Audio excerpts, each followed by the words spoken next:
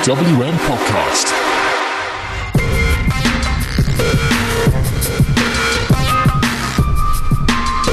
Hello, welcome. Put your feet up, get yourself comfortable. It's Wednesday Night Wars podcast time with me, your host, George Geal. Hello, how you doing? And we actually have ourselves a co-host, a continuous co-host, 2 times in a row for the first time since the beginning of this podcast. It's Brad Cassidy. How you doing, Brad? Well, that's an amazing record. I'm going to break it. I'm going to break it next week, sadly, but I will be. Yes, back. but you're seeing Slipknot, so it's fair. It's fair. How you doing? You okay? I'm doing very well, yeah. 2 amazing shows, as per usual, so yes.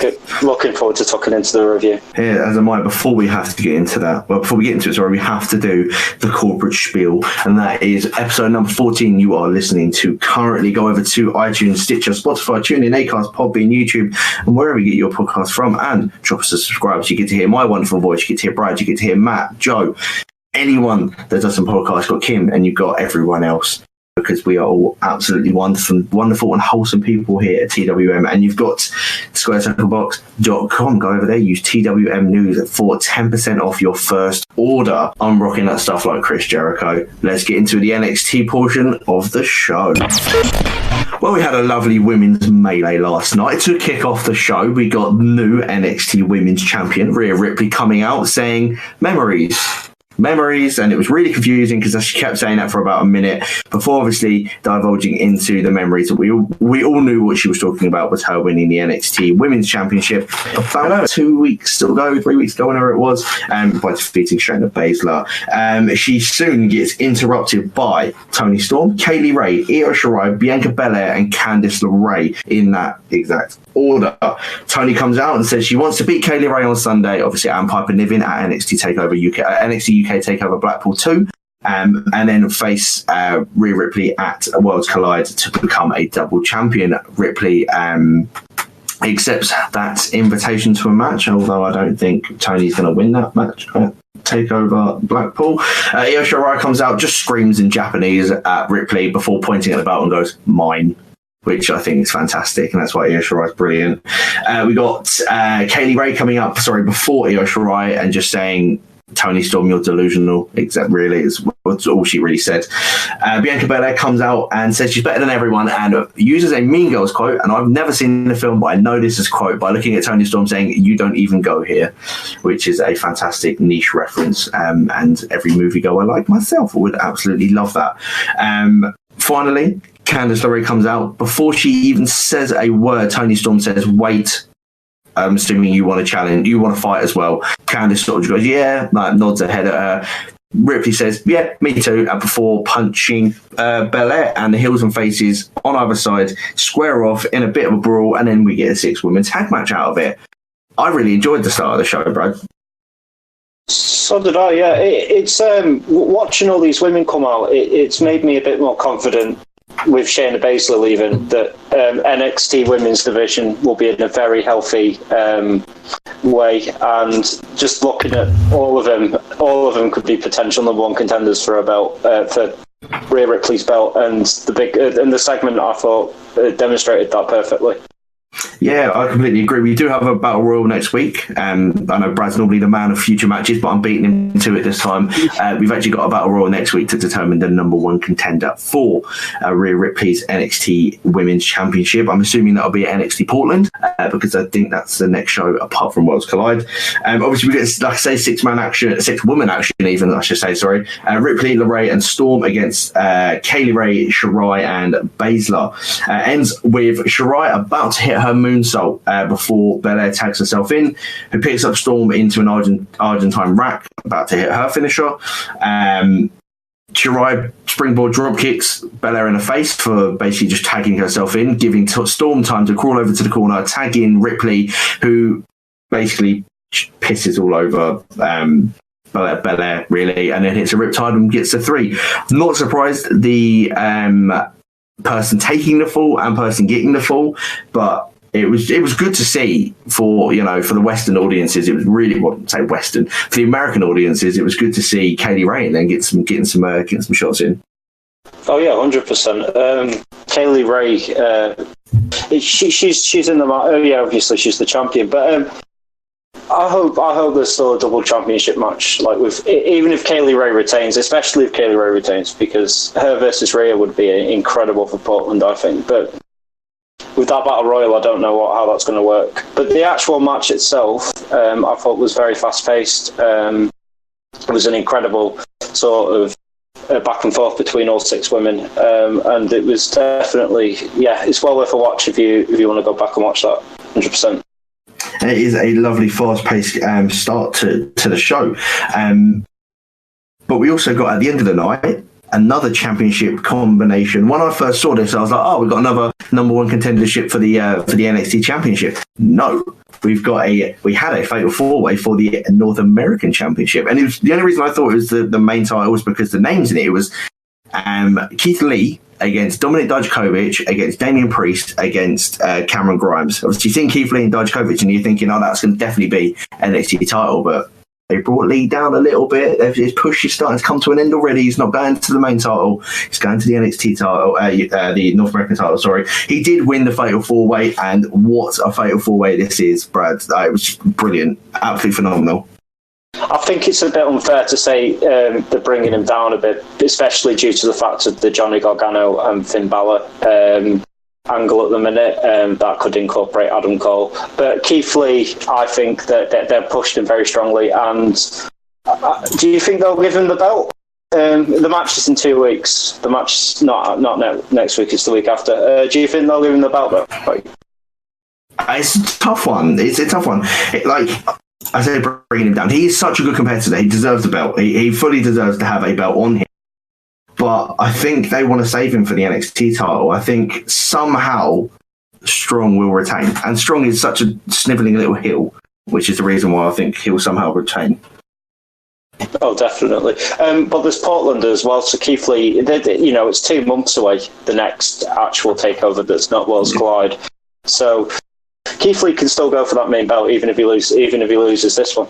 Yeah, that's true. Yeah, no, that's very true. I picked up some points here. I did say I put in my notes, big opportunity for Cameron Grimes as well, because he hasn't really been in that sort of title scene. He was obviously in the breakout tournament in the final, but other than that, he really hasn't been prominent in the title scene. So it was really good to see him get an opportunity at the title, opportunity for the title.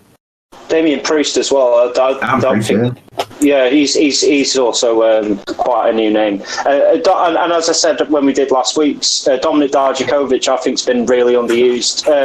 So Keith Lee obviously was the odd man out. He was the one that's kind of on his ascension right now. But I think even then through the rub with him is a good way to build new stars. And I think that was the theme over all of the entire show as we go further into it. So the main perfectly. I definitely agree with you on that one. Some big spots in this though, some incredible spots. 1 point, Dominik Dijakovic has got Priest up for an X-Plex, launches Priest at Lee. Lee catches him in a powerbomb position, like a Star Wars Clash sort of position, uses him as a weapon to take out Grimes and take out Dijakovic. He then powerbombs Priest on the back of Dijakovic, which is just unreal.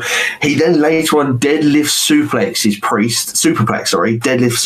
him, and then Dominik Dijakovic hits a moonsault onto Lee while he's laying there. He catches Grimes from I believe it's a Super Hurricane Rana, in again the same position. He picks him up into a powerbomb. Dijakovic comes over and picks Grimes off of Lee and hits Feast Your Eyes before he got yeeted over the top rope by Keith Lee. The match finishes with Keith Lee hitting a spirit bomb onto Cameron Grimes to take, so he was the one to eat the pin for a 3. But Grimes got a little bit of his own offense in there as well. He slams Lee. He did. It's really weird. It's like a Spanish fly, but it's not. It's like they're both. One does a back flip, one does a front flip. And it's like using the person running momentum. It's like a Spanish fly, but it's like a power slam as well. Hits that on Lee. He then hits a moonsault on Priest on the outside, and then Dijakovic gets onto the apron, as does Grimes, and Grimes then hits his double stomp onto Dom onto the apron, then gets back in the ring and just gets a big double slap from Lee. So everyone got some shine. Everyone got a chance to shine in this match, which is like the main part of it. Definitely, yeah. They all, it was like the best of all their movesets, definitely. Especially seeing him, do the double choke slam and the big spirit bomb that he did halfway through the match to Grimes. It was I thought the match could have gone a bit longer, maybe, but that's just being nitpicky. I think it was quite short. That's just us being NXT fans and just wanting it to never end. Oh yeah, definitely. Yeah, definitely. So what was the next segment then? The next part of my notes is just me complaining that WWE are actually using the name I came up with this week. They're actually using Broserweights. Broserweights, yeah. But you were right about one. Yeah, but you were right about one thing. Time Splitters are coming back. I'm so happy I got this right. When I first saw this on Twitter, I thought it was a really bad Photoshop job. I watched it. I watched it live. Oh, you watched it, yeah. I watched it live. But I didn't realise that Alex Shelley was even in NXT because he wasn't. He just wrestled at Ring of Honor Final Battle. That's a few weeks ago. It wasn't even a name that was rumoured to be in WWE. So that was a complete shock for me. That was last year at some point. I can't remember when, but he was at the Performance Center as like a special guest because Chris Sabin was as well. But they did it at separate times, and that's why They always get people from New Japan doing that, so I wouldn't have assumed it as him having a contract. But it's a good thing that he has because he's incredible. Massively. The reason I thought it was fake was because I looked on. I saw on Twitter and it was retweeted by someone else. It was retweeted by I think Tom from TWM, and it was Zach Gibson, which is why I kind of thought it kind of didn't. The picture they've used is really poor because it's a picture from like 2014, from when Time Splitters was an actual thing. Obviously, they've just picked it off New Japan and just went, yoink, we'll have that. And it's them versus. Is it the Time Splitters versus GYV? I don't actually have my notes in front of me right now. Give me a second. I'll go back to you with that one. I'm pretty sure it's against GYV. But then I went on. I typed in Alex Shelley on Twitter, and it came up with someone from the crowd picture of Tron from their seat with Alex Shelley's name on it. So Alex Shelley is in NXT next week, I believe. It is next week, yeah. And that is incredible. Absolutely. It's Kushida and Shelley versus GYV and Riddle and Dunn versus South Wales Subculture. If they win, if they were against Chris or John Veterans, but if they win this match, it's actually going to be a New Japan Dream match because they'll be against Red Dragon. Time Splitters versus Red Dragon. I work full time. I don't want to be staying up to watch wrestling at like 2 a.m. when I've got to be up for work, but I really want to. Alex Shelley is one of my favourite wrestlers of all time. Motor City Machine Guns are like up there as one of my all-time favourite tag teams, and I'm so excited. Definitely, and I'm quite a big New Japan fan, so seeing that, especially the classic era, and seeing that match in NXT will be incredible. Yes, I'm buzzing. We did get some Dusty Classic matches last night. Imperium, in what I thought was actually a bit of a banger of a match. Yeah, the Imperium match was amazing. Yeah, it was surprising that they gave them they focus on the American side. This is what's worrying about me with the Worlds Collide as well. The NXT UK is going to be squashed a bit, but no, Imperium looked very strong in this match. I was more surprised that they gave Forgotten Sons such an offense. Well, I think. No, Forgotten Sons, the fans aren't behind them, but they seem to be on it every week. Management now. They're growing on me. They're growing on me slightly. I'm still not a massive fan of theirs, but they're growing on me that their ability is so good. The ability, I've got no question. The actual just getting quality from watching them because they've not done anything really, but they're always there, if that makes sense. Yeah, they're like a constant in NXT. They're just always going to be there. I didn't realise this before when we spoke about the bracket last week, that the first round match, champions versus champions, Undisputed Era versus Gallus. Completely forgot about Gallus being the UK champs. Undisputed Era came out of the win, but not easily. Adam Cole got himself involved with an enziguri before they hit the high-low, and I can't remember what it was really called, but I called it the high-low. Yeah, definitely. And again, they made the NXT UK team look really, really strong. And going into the first ever ladder match on Saturday, it's not Saturday, is it? It's Sunday. First ever ladder. Yeah, they've changed that. It used to always be Saturday for TakeOver. But the going into the first ever ladder match will be incredible. I agree with you, though, on them giving... Sorry to interrupt you. I completely agree with you on so much more showing, and it worked really well that they gave the UK guys such a good showing, especially Gallus, because Undisputed Era had to cheat to win. Definitely, yeah. It was it that came out, because you wrote way more. Was it all four that came out? Yeah. Because I definitely remember seeing Roderick. I don't actually remember seeing Adam Cole, but It makes sense to give them that sort of win, I guess. I just hope I just hope that they do get beaten, because I don't want to. I'm sick of seeing Undisputed Era win literally everything. It'd be good to give another team somewhat of a prize in this tournament. But as I say, we're only on the first round, so. I mean, I'm not sick of it because I love Undisputed Era, but I think it'd be a bit pointless if they won the title, won the tournament, to then face themselves. Because the winner gets the tag title shot, don't they? Yeah, I think it's like the G1 tag league in New Japan. So yeah, I think it's similar to that. What Gallus was missing a trick though. Where was Mark? They had Adam Cole and Roddy at ringside. Where was Mark? Like, missing a coffee brother. I think he was getting ready for his title match on Sunday. I don't know. No, it definitely wasn't. No. Possibly it was. One thing that really annoyed me about this match, and it's probably the first time that Mauro Ranallo has ever annoyed me, because he kept making coffee jokes about Joe Coffey's surname, saying he's fully percolated, he's not decaf, anything like that. And I was like, that is so cringy. Like, normally Mauro Ranallo makes some weird quotes in his commentary, but this one was just annoying me that they just kept using coffee puns. I didn't even notice that. Did you not? Watch it back. When he gets in the match, he shows that he's not I think Mauro said he's not decaf. Oh no, I heard that. But the thing is that it sounds so bad. With commentary, it tends to just go in one ear out the other. I never actually focus on what I say. I tend to focus on the match.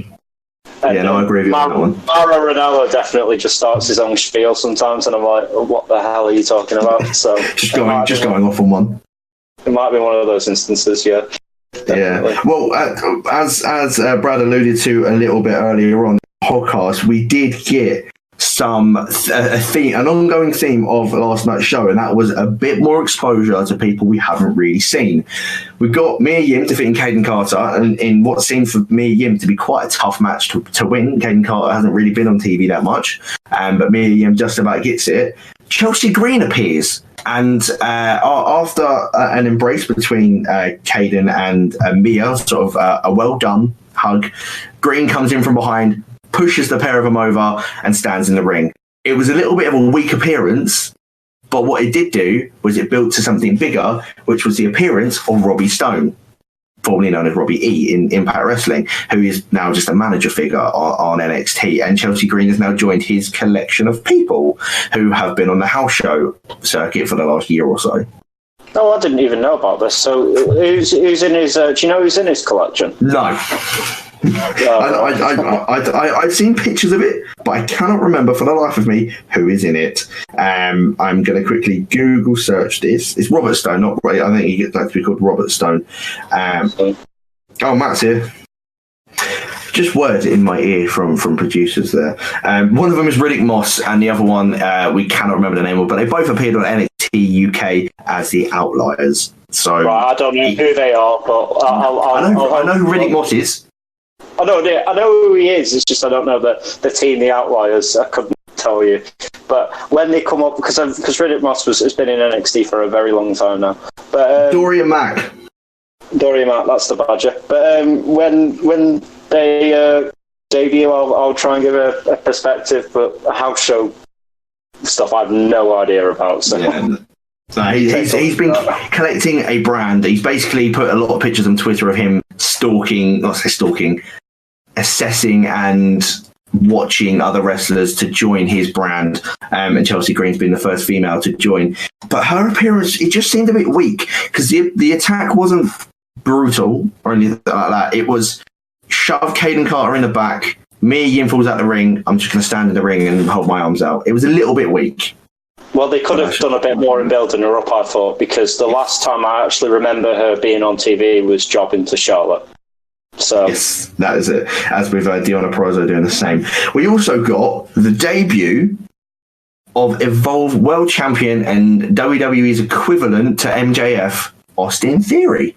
I actually want to correct you on that slightly. He did debut on the. He debuted on the December, the one that was just before Christmas, the pre-tape one. He had a North American Championship match against Roderick Strong, but you might not have seen that.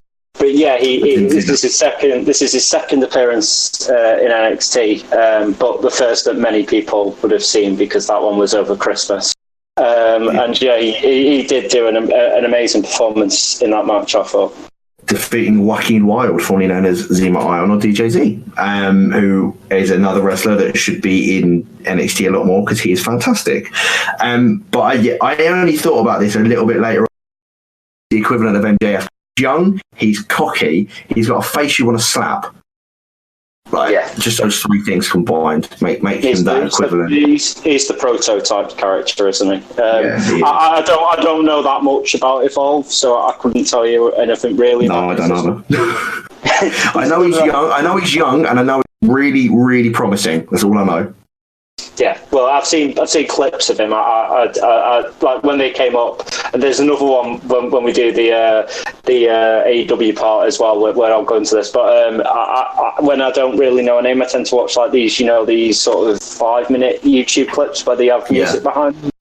I watched some of him, and he's damn impressive. I'll tell you that much. Other than this, the only match I've seen of him was from Evolve, the Evolve 10th anniversary show that was on the network when he beat JD Drake for the WNN and Evolve championships. What did make me laugh, I saw Josh, who part of TWM, former co-host on this podcast before he got a job, put out saying that Austin Theory looks like a creator wrestler in WWE 2K if you got bored, because he just looks in really generic tights. It was quite funny when I saw it. I was just saying they need to change that. They need to try and get them a gimmick, I guess. But music was pretty generic as well. Yeah. But I suppose it's his second appearance. Obviously, it's going to be early days. And the final thing we got of last night was a lovely big promo from Johnny Wrestling and Finn Balor. Basically, Gargano comes out and says he has been waiting a long time to get a live mic and talk about what I thought he said, the Brits, but he actually says the Prince. Obviously, Finn Balor. Being quite nice and giving him his nickname there. He said he's not wanting to take anything away from what he's done. You know, he's brilliant. He's been brilliant for NXT in the past, but then when he got that phone call, he buggered off and he completely abandoned NXT. Johnny was like, I got the same phone call, but I'm still here. You've done something that no one's ever done before, and that's take Johnny Takeover away from a takeover. Obviously, he was out injured for 3 months, but he didn't do enough because he didn't finish the job on the ramp. Gargano continued to talk trash about him, and then Balor comes out and calls him Johnny Promo before just getting a bit of war of words, because that's what the doctors will clear him to do, which I think is a brilliant line. Balor says that he'll wipe the smile off Gargano's face if he wanted to get into the ring, but he didn't. He said he called him a rat and he called him soft. He said, quit crying about missing TakeOver. Go talk to Regal and get a match for TakeOver Portland if you can make it that far. I'm buzzing for this. Is he a face? Is he still a face? No, but Gargano's a face still. Because he did, that was a heel promo. Very much so. It was a heel promo on a hill. but he was giving him praise, which is what was so confusing. He was saying, "Oh yeah, you were fantastic in NXT." People started chanting for him. Goes, "Yeah, chant for him," but then mugged him off. Yeah, no, it was more the fact. It was more the fact that he basically slagged off the main roster. Yeah. Which he said, "Oh yeah, I could have gone up in August, but I didn't." And I was like, and then the attack looked quite ruthless. I'm like, so he's very much a tweener character, but I don't know. Johnny Gargano seems to be a bit more better as pure babyface. So I want to see how the match goes first of all before I make a decision. But that's fair. It was a bit off-putting. Watching him turn from suddenly a happy-go-lucky babyface to sort of a tweener. Yeah, well, to be fair, tweeners are the best thing in wrestling, aren't they, in a sense, because it's people you love to hate or people doing bad things you absolutely love. Kevin Owens, CM Punk, Tommaso Ciampa, Finn Balor, Adam Cole, the list goes. Which is probably why Johnny Gargano has taken this mantra up. But I do agree with you, Johnny Gargano, the ultra babyface, coming from the bottom of everything to come up and just be incredible is what he should be. But I feel like his in-ring style in this match for Portland will be the Johnny Gargano of old. Yeah, the Portland specials on February 16th. By the way, if you want to make sure you watch it, it's not for a while yet. It's because this is the first takeover that they're doing without it being affiliated with another WWE. Yeah. So it's directly it's directly between Royal Rumble. What's the one after Royal Rumble? Elimination Chamber. It's between Elimination Chamber and WrestleMania. So I can see why they've put it there. But yeah, hopefully they'll have a bit more built by then. But there's a few weeks to sort of develop a story. So yeah, exactly. I think you might be wrong there. I think I thought it's before the Royal Rumble. No, sorry. No, it's between Royal Rumble and Elimination Chamber. Right. Okay, between Royal Rumble and Elimination Chamber. Yeah, Elimination Chamber is March 8th, and like you say, NXT Takeover Portland is February 16th. But that is NXT done and dusted. AEW had a pretty good show as well. Sorry. I'm missing a segment. I apologise, Brad. I'm missing a segment of this is the new things that we don't know about next week that Brad Cassidy is going to introduce to you. Exactly. Well, first of all, Mercedes Martinez is signed with NXT. That's the big news story. We've got a battle royal next week for the number one contender: Bianca Belair, Candice LeRae, Chelsea Green, Dakota Kai, Vanessa Bourne, Kaden Carter, Mai Santana Garrett, Io Shirai, Shotzi Blackheart's debut, and Xia. Yes. And I do think, obviously, Chelsea Green because of the Robert Stone connection. I'm going to say Dakota Kai because Matt is not here. Matt is here, but I'm not letting him back in to see. Captain Kurt is at the wheel. Doodah. But I would love Shotzi Blackheart to win because she is so good. Yep. And the Dusty Rhodes Tag Team Classic matches are Kushida and Alex Shelley versus the Grizzled Young Veterans. The winner of that will face Imperium, and the winner of that will face Undisputed Era, the Grizzled Young Veterans, and Matt Riddle. Bloody hell! Well, fucking hell! Sorry. But it's over. Right. Fine. Live. This is all live. No, I'm kidding. It's not. Okay. Right. The first round of the Dusty Rhodes Tag Team Classic will feature Kushida and Alex Shelley. Will face the Grizzled Young Veterans, and Matt Riddle and Pete Dunne will take on Mark Andrews and Flash Morgan Webster next week. And in 2 weeks, Keith Lee will go against Roderick Strong for the North American Championship. Time for AEW. And the same, before we move on to AEW, the same week as Keith Lee and Roddy Strong, we'll get Imperium versus the winner of the Ways and Wales Subculture, and then the Undisputed Era versus the winner of GYV or Time Splitters. That was what I was trying to say. Thank you. So we got there in the end. Let's move on to AEW. This podcast, and indeed all TWM podcasts, are brought to you by squaredcirclebox.com. SquareCircleBox.com, the only place for your monthly wrestling box needs. With things from superstars from WWE, AEW, New Japan Pro Wrestling, Impact Wrestling, British Wrestling, Independent Wrestling, and loads more. It is the only place that matters if you want to get the best wrestling swag for a low price. That low price is just £25, people. What a bargain! And you can get snapbacks, t-shirts, magazines, DVDs, trinkets, whatchamacallit, doodads, you name it, they have it each and every month. And just because you listen to TWM, you sexy people, you get 10% off your first order. All you got to do is use the code TWM News in the checkout. Just use the code TWM News in the checkout for 10% off your first order at SquareCircleBox.com.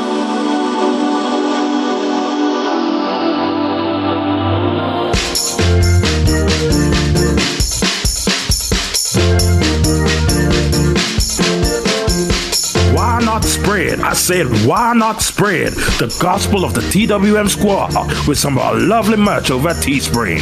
We have t-shirts for all shapes and sizes, hoodies, sweatshirts, mugs, stickers, and loads more. Also, just for listening to this podcast, you can get 10% off your order. I said using the code podcast. That's podcast. Once again, podcast in the checkout for 10% off at teespring.com/stores/TWM-wrestling-merch. That's right.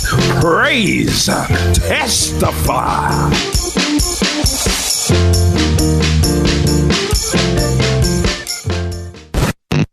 The big news in AEW heading into this week was, will he say yes? Will Jon Moxley join the Inner Circle? Jericho comes out. He's got some lovely bottles of a little bit of the bubbly laid out on the table. Obviously, Moxley is there. Jericho says that January 8th is a big day, and not because Elvis was born on this day, because Elvis was a jackass. It's because this day Moxley will decide if he, or will let everyone know if he's going to be part of the Inner Circle. Moxley comes out and says he's had a week to think, but he can't be bought by anything, which is why he went to AEW. You can't be bought. He can't be given material things to do what people want him to do. He wants to dominate, and that's what the Inner Circle are the most dominant force in wrestling. He says he will align with the Inner Circle, dominate AEW, as they all do celebrate with a little bit of the bubble. Fans chant, "You sold out" on Moxley, who says he's got a 2015 Dodge Ram and now has a gift of Jericho. Jericho says that Moxley has sold out arenas across the world, not sold out to join them, and he's also dominated the Tokyo Dome. Before Hager and Guevara, who were with him, have left, there was no Santana on the tees. Apparently, they cornered off part of the road outside for a block party. Obviously, as the others leave, Moxley says he's forgotten one thing, that he will never join the Inner Circle because it's a stupid group and he has the one thing that he wants. He cracks Jericho with a bottle of champagne, hits a paradigm shift on Sammy Guevara before legging it when Hager comes into the ring, into the crowd with the Ford GT keys in his hand. It was a swerve. I think everyone saw this coming, didn't they? I legitimately got sucked in by this. I hate to say that, because I was watching it thinking like, oh, he's going to join something like the Shield again, and then he stopped. I was like, oh, okay, no, you actually fooled me. Well done. Yeah, no, I thought it was a good. I thought, but you're never just sure, are you? You're never sure if Moxley is going to be swerving or not. If he was going to be serious and he was going to join the Inner Circle. It's probably because the celebration went on for so long as well. Like the celebration went on for like, what was it, 2 minutes, 3 minutes with them spreading bullets everywhere. I'm such a pessimistic wrestling fan because I always just anticipate. But any tag team match, I'm like, someone's turning here, someone's going to turn here, and then no one does. I'm a bit disappointed normally. But are we getting Revolution Jericho versus Moxley? I hope so. I mean, hopefully Jericho is fit by then because he dislocated his jaw. When's the next pay-per-view? Because I hope that's a no DQ match, or whatever they call that in. Not a lights out, because a lights out would mean the title wouldn't be on the line, but the equivalent of that, I guess, that counts on win-loss records. Yeah, it's February 29th is that match emanating from Chicago, Illinois. Oh, right. Decent crowd then. Yeah, good crowd. Obviously, hopefully Jericho is fit and well because he suffered a dislocated jaw against the weekend. So hopefully he's all good. And there was another injury he had to his knee. I can't remember what it was, but something happened to his knee. But he also dislocated his jaw in that match. So hopefully he's all right. He's a professional. If he knows when he's going to be too hurt to do a match. Exactly. He'll be fine. He'll be fine. Are we getting a double champion though? Are we going to get Jon Moxley, AEW World Heavyweight Champion, and IWGP United States Champion? Obviously, he won against Lance Archer. I'm going on to New Japan in this podcast, but I don't care. I beat Lance Archer on Saturday at Wrestle Kingdom Day 1 and defended against Juice Robinson on Wrestle Kingdom Day 2. Day 2, yeah. And he obviously is going against Suzuki. That match could be so good. I don't think he will, particularly because AEW seem to want to do longer reigns than WWE. Obviously, I'm comparing the two because they're the most similar. I think AEW are a bit more... They want to stay with Jericho as the champion for a bit. I know Cody can't ever challenge again, but I can see Cody challenging again somehow. Well, he's had the title for 6 months, so it's not like it's a short reign. He has, but I don't know. It still feels like it hasn't felt tiring yet. I don't think Jericho will ever be tiring. No, but you know what I mean. When someone holds a title for that long, even with CM Punk, you kind of by the end of it, you were wanting to see who he'd lose it to. And I haven't got that with Jericho yet. And I don't think Moxley, despite being a good wrestler, I don't think he's got enough of bad blood between Jericho. I think that they'd have a couple more matches, even if he was. Yeah, possibly. But it's going to be a good match because there's no doubt going to happen. It's either going to be that or AEW are going to do some wonderful shit and put Moxley against the whole of the Inner Circle in a 4-on-1 handicap match. Oh, I can see that happening on an episode of Dynamite. Yeah, second or 3 because it probably won't. It doesn't look like Hager's going to be actually wrestling, so it'll probably be 3. Yeah. But then obviously transferring into a 6-man. But yeah, carry on. What was the next thing on the list? The next thing on the list is an escalation in the feud between MJF and Cody. So Cody teamed with his brother Dustin last night to defeat the Lucha Bros. And I've just seen a tweet by Cody, and it is absolutely brilliant. I'm just going to quickly find it again because it's regarding this match. Cody tweeted out saying, hold on, where is it? Why did you retweet so many things? He said, I kept jokingly whispering to the very last time I tagged with you during the match, but after the amount of times I landed on my head and neck, maybe that was it. So that's a good bit of inspiration to your brother, saying if you keep messing up, this is the last time I'm tagging with you. Don't screw up. Tony Schiavone comes into the ring after the match to interview Cody regarding MJF. But Big Arn Anderson takes the mic and asks who made it MJF God, and that they'll get back to Schiavone next week. MJF comes out, says he's already told Cody the rules, and begins counting down for no reason from 10 to 1, and then calls Cody a bitch. Before we go on to the big talking point, I don't trust Arn Anderson. No, I don't know. I feel like he's going to turn on Cody. It does, because the way he stopped him from coming out, it makes it feel like he is in MJF's pocket a little bit. Because obviously MJF has no booking power within AEW, so someone must have made sure those rules went through. And I think Arn Anderson might have been in Cody's ear, saying, you want this match, go with this. And that's what makes me think, because you can never trust Arn Anderson with a Rhodes. You know that from his start. Yeah, that's very true. Yeah, I'm surprised he's trusting him, actually. But, yeah, so he counts down from 10 for no reason at all. Calls Cody a bitch. Cody doesn't come out, but Diamond Dallas Page does, a member of the Nightmare family who should be in Cody's corner because he's actually a member of the Nightmare family and has been in Cody's corner before, not on Anderson. He says he talks about one more match, which I think he's got it in him. The shape that man is in for his age is unreal. He's interrupted by MJF. The DDP throws the mic at him, throws the mic on the floor, and gets in MJF's face until MJF says he doesn't want to face him, but these guys do. And the Butcher and the Blade comes out. So, one, why are they in bed with MJF? And two, what do they want with Dallas Page? What do they want with DDP? I have no idea. But the Butcher and the Blade... and the Bunny. And the Bunny, of course. They need some work. The only reason I know that team, and this is legitimately the only reason, is because Andy Williams from Every Time I Die is in that band. Yeah. Is in that tag team. If he wasn't in that tag team, I would not have a clue who they were, because they've not really done anything with them. I only know who they are because of the Bunny, because of Ali. Yeah. That's what I mean. They need a bit of building up, because I can see for the casual fan that they wouldn't perhaps know anything really about the Butcher and the Blade, except for Excalibur shouting the blade, the blade. So yeah, I do want to see what happens with that 6-man though, and it is crazy that DDP is wrestling in 2020. Do you actually know when his last singles match was? No, I'm gonna have a look.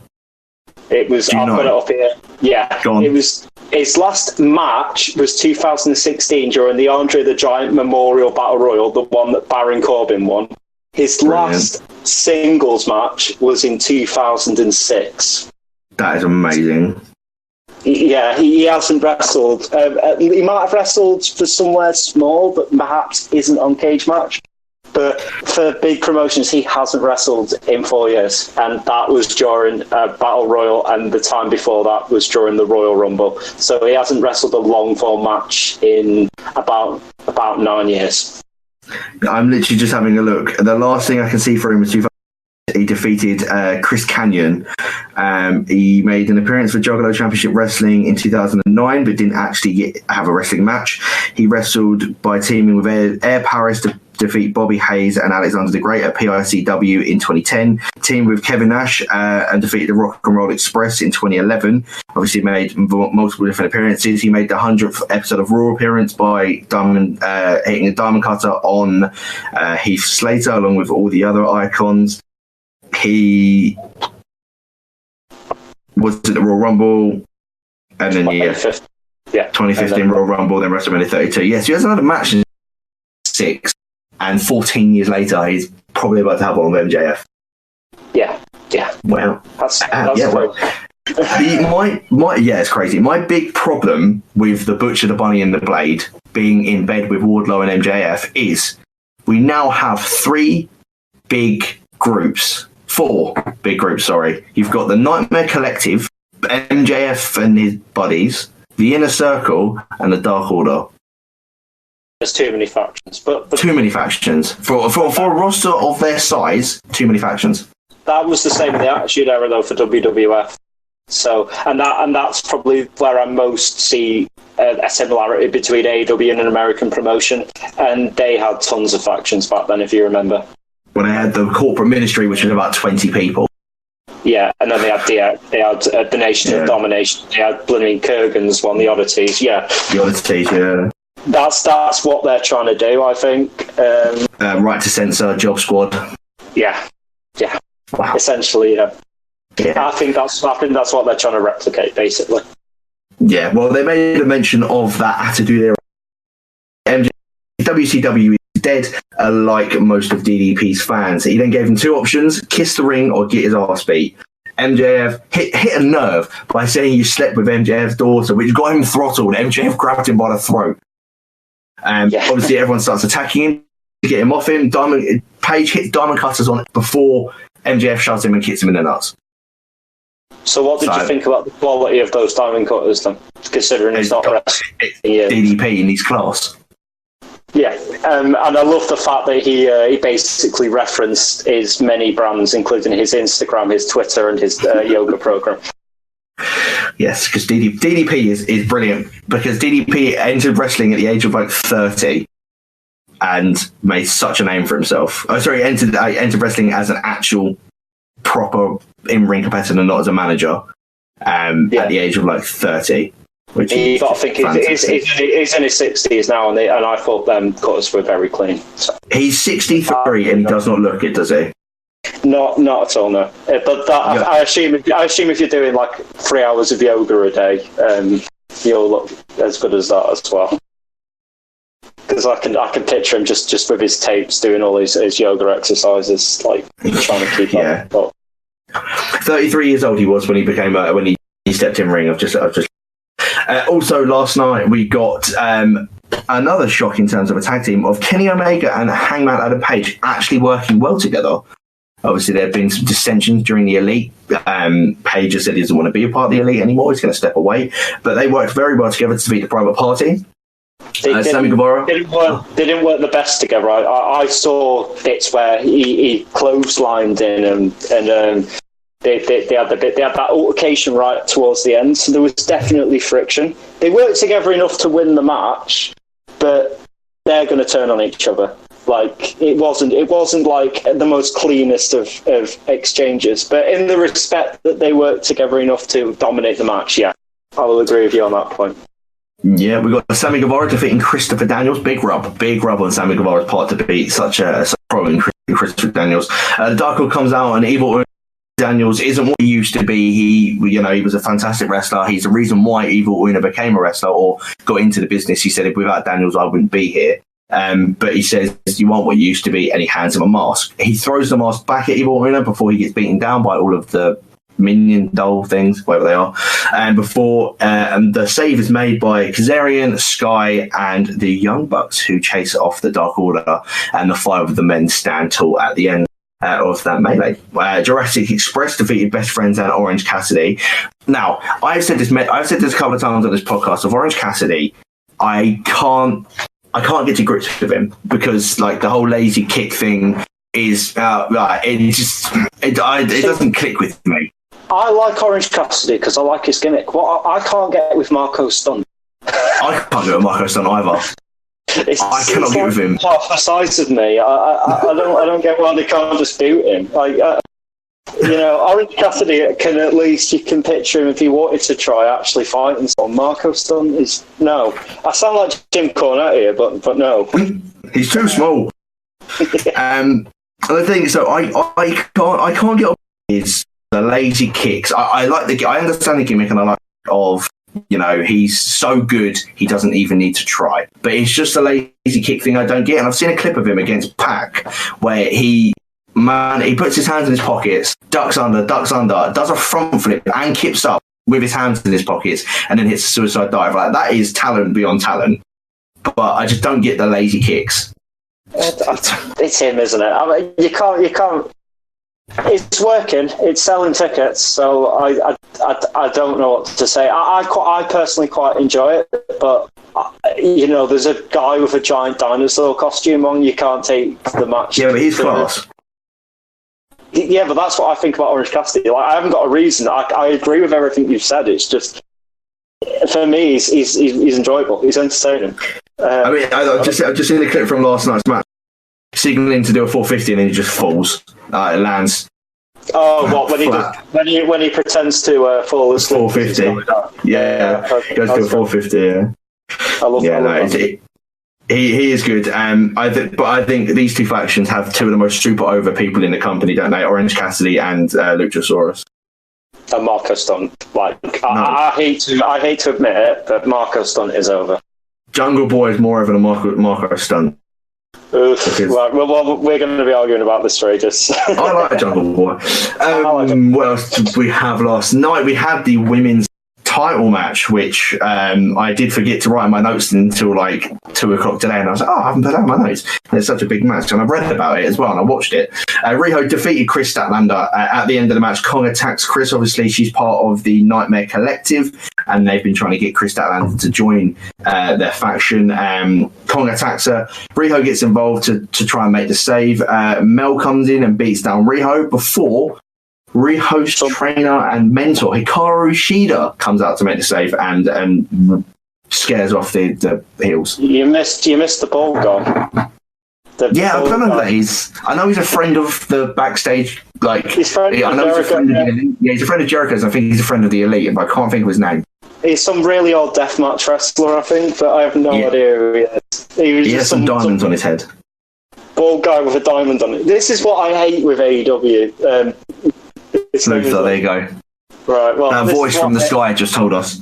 This is what I hate about AEW, because they stick on, like, the bunny and the blade, and then this Luther, which I don't even think they mentioned his name. That's the thing AEW failed to do. Yeah, that's exactly what they failed to do, is they've failed to introduce people. They just go, here's a wrestler, you watch indie wrestling, go and watch it. What if you're like me and Brad, and we do watch some indie wrestling, but we watch NXT and WWE as well, and we don't know who these people are. Like, it's my one gripe with AEW is they don't introduce people. I think it's getting more major than mild at the minute, because it's starting to interfere with storylines. So they need to. WWE. For everything else like them off for, they do introduction promo packages the best out of any company that I've seen. AEW need to learn some of their sort of filming tactics for that, and they'll be a lot better off, I think. Yeah, give them some time. They're still new, aren't they?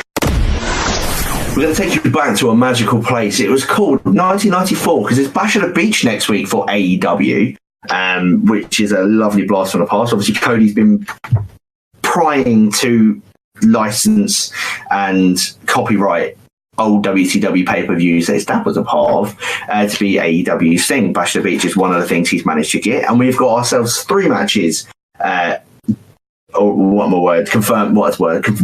Confirmed for next week, and I'm going to pass you over to Brad Cassidy, who's going to tell you what they are.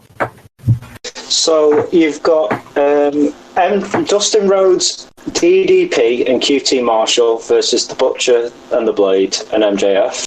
It was good storyline stuff here. We're talking just off air that I was like, why is Cody not? Cody can't touch MJF. QT Marshall comes in to replace him. Makes sense. Yeah. Does make sense indeed. Chris Statlander and Hikaru Shida versus Awesome Kong, and I think is this Mel's first match? I believe, it's her first. Melanie Creed's first appearance in terms of an in-ring standpoint, not as just attacking people. I think it's her first match. And then you've got Pac versus Darby Allin, and then the week after I've actually got a match for that as well, which is before you say it, Pac versus Darby Allin is going to be brutal. I think it's going to be next week. That will be an incredible match. Especially, I want to know how they'll do this Bash on the Beach though, because at WCW it was on an actual beach. I think they're going to a beach in Miami, but I don't. This is when it says it's in the Watts. The poster said the Watsco Centre. When I'm at Slipknot, you best talk about the decor. I want to hear that. Oh, I will do, don't worry. But it says on the poster for Bash at the Beach, Watsco Centre, so it looks like it's actually going to be indoors, unless Watsco Centre's outside. It might be, I don't know. I don't know what Watsco Centre is. Nor do I. But the week after, 2 weeks, the first week I'm back, you've actually got it's part of Chris Jericho's cruise. And this is I think it's the main event. It's Jurassic Park versus Chris Jericho. Jurassic Express. Do you mean Jurassic Express? Yeah, Jurassic. What did I say? Jurassic Park. Jurassic Express or Jurassic Park versus Chris Jericho and LAX. And then I've also got the top 5 rankings for all divisions. But picture this is happening before this week's AEW. Yeah, but before we talk about the rankings, Cruz, have you seen what he's done? He's given he's doing like a package where you can meet him. I think you have dinner with him or something like that. You hang out with him, and you get an actual title belt that's customized to Rock and Rager. What's Rock and Rager? The Cruz itself. The actual Cruz name. Yeah, that's so cool. It's a fortune. You get to have lunch with Jericho, an exclusive interview session, and you get an official Wrestling Rager title belt handcrafted by Dave Milliken. The title belt is actually pretty banging. Yeah, definitely. A lot of money. It's going to be like that. Let's do the top 5s.